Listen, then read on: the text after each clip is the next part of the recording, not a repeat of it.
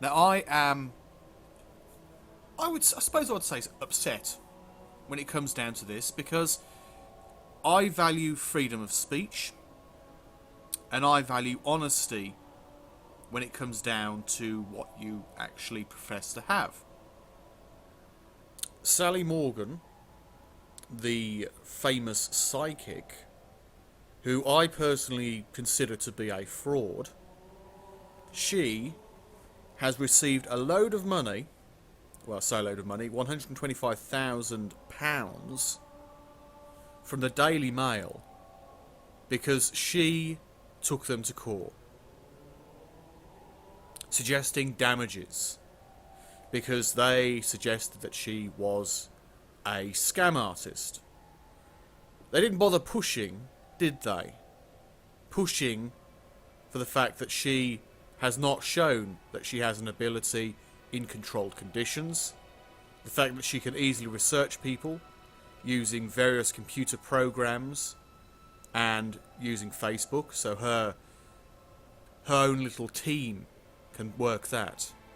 The fact she gets very often dozens, if indeed not more, letters every time she goes to a town, so she doesn't need to do any work, she can just simply work off the letters, add in a bit of cold reading. So desperate people sending their letters to her, so when she does a show, she could, I say could, and probably does, use that information to actually do so-called brilliant readings. As for the rest, it seems to be that she is basically just a cold reader. She's been shown time and time and time again, not just on the internet, but certainly on the internet, on YouTube, various individuals, as well as beyond, on various websites like the Bad Psychics forum. It's been shown that she is using cold reading techniques, massive generalisation, so-called Barnum statements to do her readings.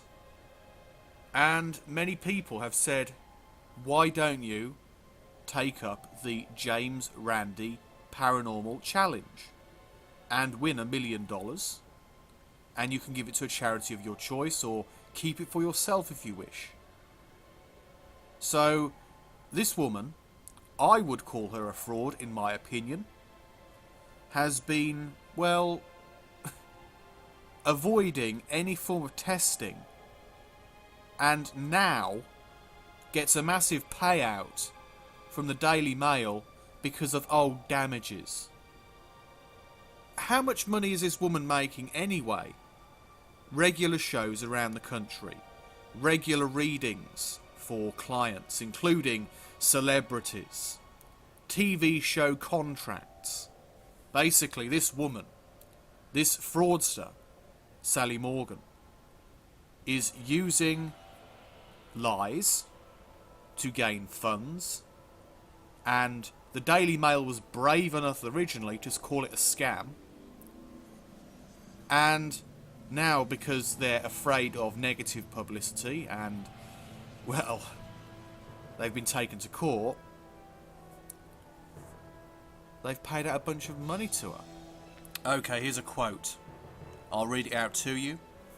There will always be skeptics who attack my work, and I understand and accept that.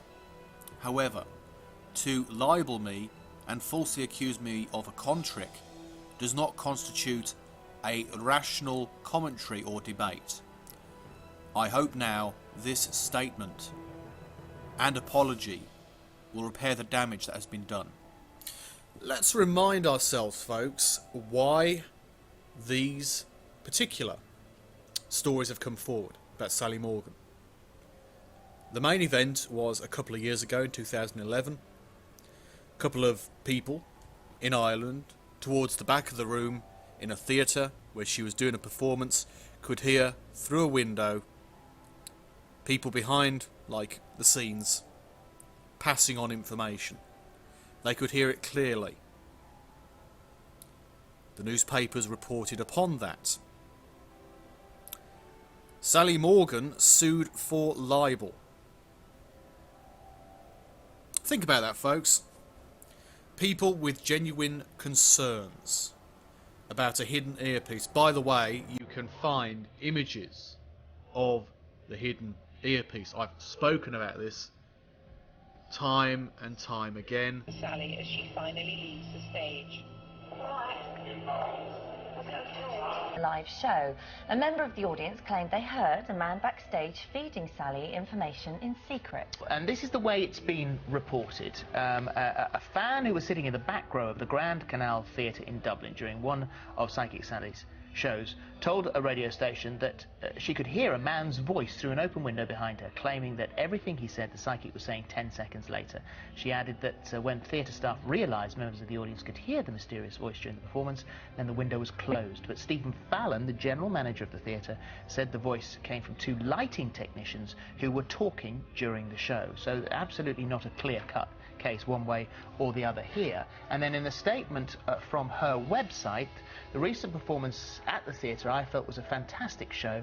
I was completely unaware that two young lads who are employed by the theatre as technicians had been accused of feeding me information. I would like to state that I have never met these two boys before in my life. More importantly, they have nothing to do with my show. I have no communication with them. There is no way that they would have been able to talk to me whilst I was on stage. I receive hundreds of emails and letters from people who I have helped over the years, and their support inspires me to continue what I do.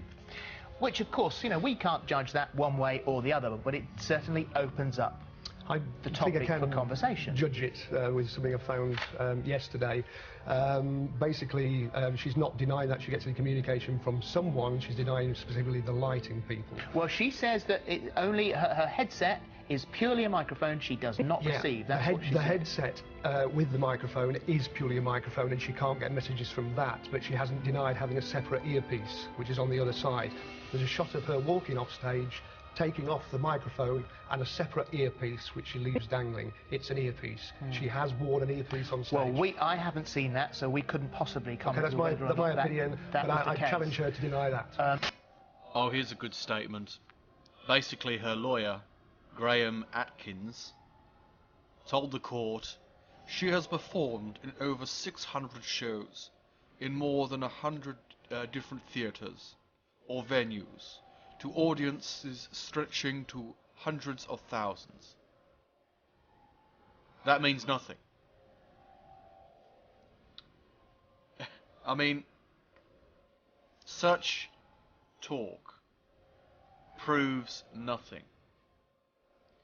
The fact that she uses cold reading, has been known to use trickery, and has used an earpiece says a lot. And yes, just to finish up, the paper withdraws the suggestion that Mrs. Morgan used a secret earpiece in her Dublin show. Well, I don't know if she used an earpiece in her Dublin show, but you know what? It's been shown on film that she does use an earpiece. Here's the clip.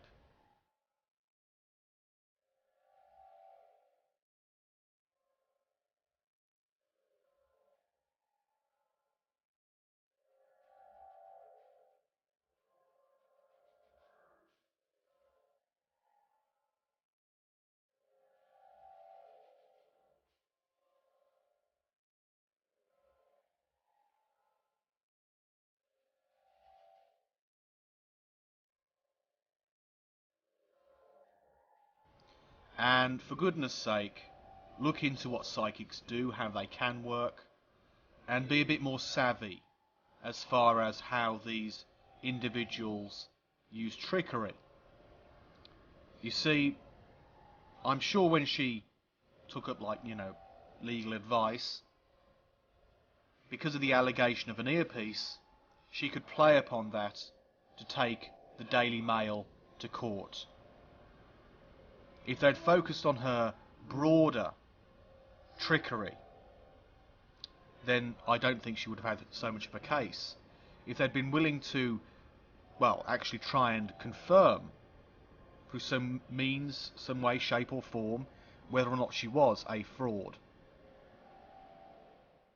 in their article, then perhaps they would have been a bit more legally safe. And it's just mad that a person with so much money as Sally Morgan has just received a bonus for covering herself legally.